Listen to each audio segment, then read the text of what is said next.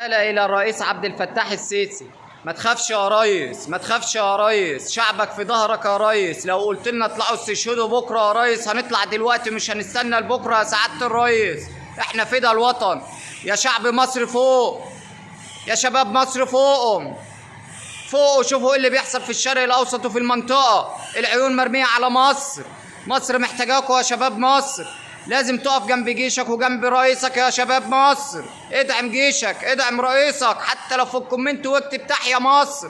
حتى لو طلعت كتبت انا بدعم جيشي في كومنت في تعليق على اي قناه على السوشيال ميديا، اكتب على قناتك، اكتب على صفحتك انا بدعم الجيش المصري، انا بدعم رئيسي. لازم تقف جنب بلدك، خاف على وطنك وحافظ على وطنك. هو ده الوقت المناسب اللي لازم نحافظ فيه على الوطن. والله الوطن غالي، وطنك ده هو بيتك.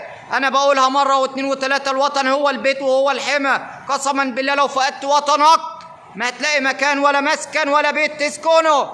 وطنك هو ترابك، ترابك هو وطنك، وطنك هو بيتك.